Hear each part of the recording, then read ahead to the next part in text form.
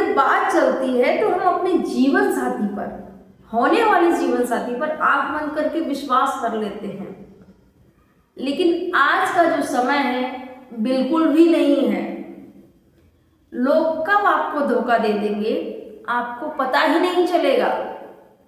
आज मैं ये क्यों बोल रही हूँ, क्योंकि आज की जो मैं घटना आई है नवाबगंज की, यहाँ पर एक गांव के रहने वाले एक युवक की शादी एक गांव के पास के एक दूसरे गांव की रहने वाली युवती से तय होती है।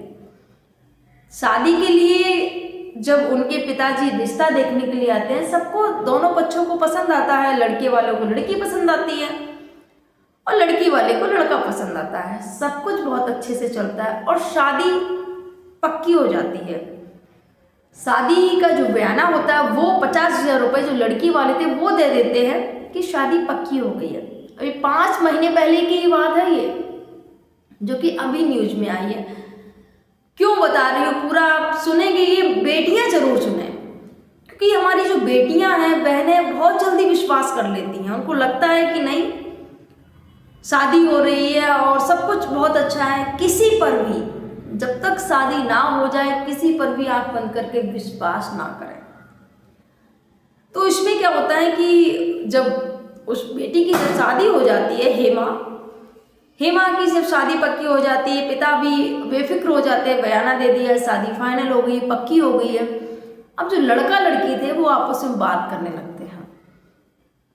जब आपस में बात करने लगते हैं तो कहीं घूमने जाने का प्लान बनाते हैं, क्योंकि 2-3 महीने बात हो रही है कंटिन्यू, और ये जो घटना है अभी 5 महीने हो गए हैं शादी को, रिश्ते हो। तो जब रिश्ता तय हुआ, पक्की हुई शादी, उसके बाद में दोनों ही एक दूसरे का नंबर ले लेते हैं और नंबर लेके बाद चीज शुरू कर देते हैं, क्योंकि एक दूसरे को जानने की कोशिश करते हैं, एक दूसरे को परखने की कोशिश करते हैं कि हमारा जीवन साथी वो कैसा है, उसको क्या पसंद है, क्या पसंद नहीं है। बहुत सारी चीज़ें होती हैं। तो लोग अपने पार्टनर से बात करना चाहते हैं, जानना चाहते हैं सामने वाला हमारा जो पार्टनर है वो कैसा है। यहाँ पर भी ऐसा ही था कि जो हेमा थी उसने कभी नहीं सोचा था कि मेरे साथ में ऐसा धोखा हो जाएगा, ना ही घर वालों ने सोचा था। हेमा से बातचीत होती है, जो लड़का था प्रेम, वो प्रेम के क्योंकि बात करने लगते हैं, धीरे धीरे एक अट्रैक्शन हो जाता है। और जब शादी होने वाली है तो लोग आंख बंद करके विश्वास करते हैं कि मेरे तो रिश्ता पक्का हो गया है और बस मेरी शादी इसी से होगी। और लड़कियां बहुत ज़्यादा भोली होती हैं, उनको समझ में नहीं आता है कि शादी होने वाली हो नहीं गई है, कुछ भी हो सकता है। यहाँ पर क्या होता है, हेमा से बात होने लगती है। एक दिन प्लान बनाता है, जो प्रेम था बोलता है कि हेमा क्यों ना हम घूमने चलते हैं, कहीं मथुरा चलते हैं, ऐसा बोलता है लड़का। तो अब जब मथुरा जाना है तो चलो, घर वालों से इजाज़त ली जाती है। हेमा ने बात की अपने घर पे कि ऐसे ऐसे घूमने के लिए बोल रहे हैं, बुला रहे हैं, चली जाऊँ क्या मैं। अब माता पिता भी बेफिक्र हो जाते हैं कि हमारा तो दामाद बनने वाला है, हमने कुछ पैसे भी दे दिए हैं जो, और हमारी शादी तो पक्की है, बस 4-5 महीने बाद शादी ही करनी है। अगर आप बुला रहे हैं तो फिर चली जाओ घूमने के लिए। जब घर से आज्ञा मिल जाती है हेमा को, तो वो अपना जो जीवन साथी, होने वाला जो जीवन साथी मंगेतर, उसके साथ में चली जाती है मथुरा घूमने के लिए। और वहाँ पर घूमते उसके बाद में एक होटल लिया जाता है, और होटल में जो वो लड़का था, जो होने वाला पति था, पति हुआ नहीं थे, होने वाला पति था, हेमा से बात करता है। दोनों होटल में रुकते हैं और संबंध बनाने के लिए बोलता है। तो हेमा मना करती है यहाँ पर कि नहीं, अभी हमारी शादी नहीं हुई है और अभी कुछ नहीं। लेकिन जो लड़का था, जो प्रेम था, बोलता है कि अरे अभी नहीं हुई है तो क्या हुआ, हो जाएगी हमारी शादी, मुझ पर विश्वास नहीं है क्या, इतना तो मुझ पर विश्वास करो। और हमारी तो शादी पक्की हो चुकी है, एंगेजमेंट हो गई है, और बस शादी ही तो रह गई है, वो भी हो जाएगी। इतने दिनों से हम बात कर रहे हैं और मैं तुमसे बहुत प्रेम करता हूँ।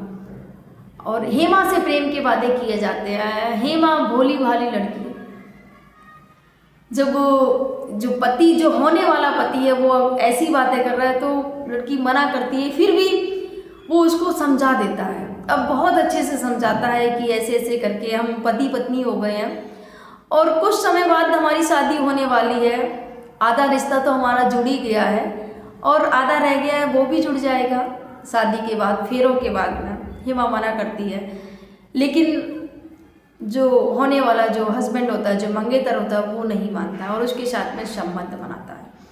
अब जब होटल में रुका, उसके साथ में संबंध बनाया, उसके बाद में वो क्या करता है कि फिर अब घर से बात करता है कि मैं अपनी मौसी के यहाँ पर घुमाने के लिए जा रहा हूँ, और अपनी मौसी के यहाँ पर लेके जाता है। वहाँ पर भी रुकता है, दोनों अलग कमरे में, और वहाँ पर भी उसके साथ में वो संबंध बनाता है।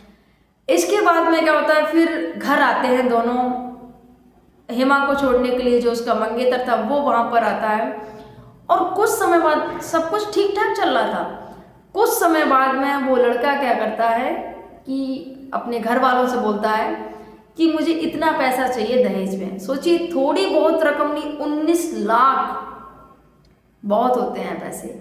ये सीधा इशारा कर रहे हैं कि मतलब मुझे शादी करनी नहीं है, ना तुम 19 लाख दे पाओगे और ना ही शादी हो पाएगी। सोचिए, एक लड़की के विश्वास का फायदा उठाया गया यहाँ पर, भरोसे का फायदा उठाया गया। क्या हो गया लोगों को, ये जो रिश्ते होते हैं। सोचिए, मेरा भी रिश्ता हुआ था, शादी जब तय होती है, फाइनल होती है, तो एक विश्वास जुड़ जाता है, एक प्रेम हो जाता है, जब धीरे धीरे आप बात करने लगते हैं। लेकिन जब सामने वाला एक झटके में सारे रिश्तों को तोड़ के तार तार कर देता है, तो क्या बीतती है उस महिला हो, लड़की हो या पुरुष हो या कोई भी हो।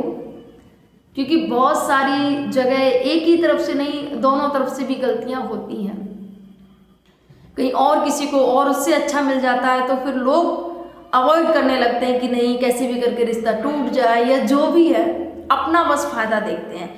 लेकिन यहाँ पर इस लड़की ने उस बेटी के साथ में जो किया, बहुत गलत किया। जब इतनी डिमांड की घर वालों से, तो घर वालों के पैरों तले जमीन खिसक जाती है, माथा ठनक जाता है कि ऐसे कैसे।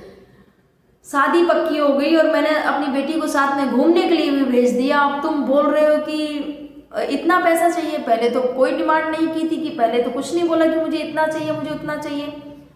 अब ऐसा कैसे। अब जब महिला जो बेटी थी उसको पता चलता है, हेमा को पता चला, तो बहुत ज़्यादा रोने लगती है और दुखी होने लगती कि मैं तो कहीं की नहीं रही।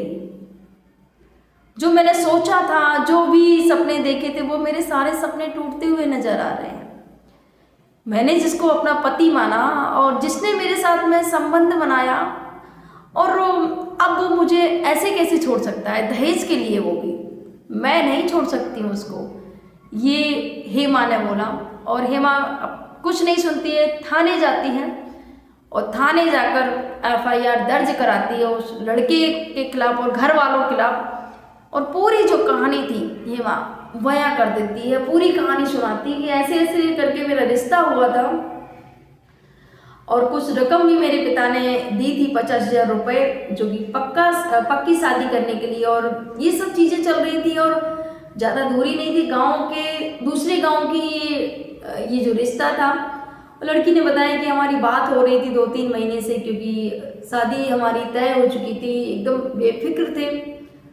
इसके बाद में जो लड़का होता है मथुरा ले जाता है और उसके बाद में वहाँ पर वो रिलेशन बनाता है और उसके बाद में वो अपनी मौसी के यहाँ पर भी ले जाता है, चलो घुमाने के लिए चल रहे हैं। और उसके बाद में वहाँ भी रिलेशन बनाता है, उसके बाद में वो यहाँ पर घर पे छोड़ने के लिए आता है। तो महिला ने, जो हेमा थी, लड़की थी, उसने आरोप लगाया और पुलिस ने फिलहाल FIR दर्ज कर ली है।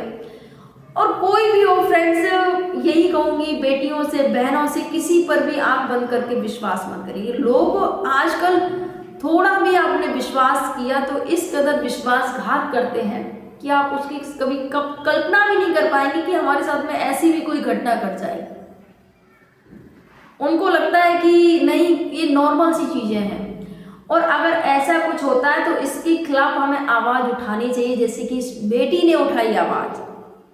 अगर ये आवाज़ नहीं उठाती, अगर FIR नहीं दर्ज करानी चाहती थी, ये जो उसका जो हौसला है और बढ़ जाता।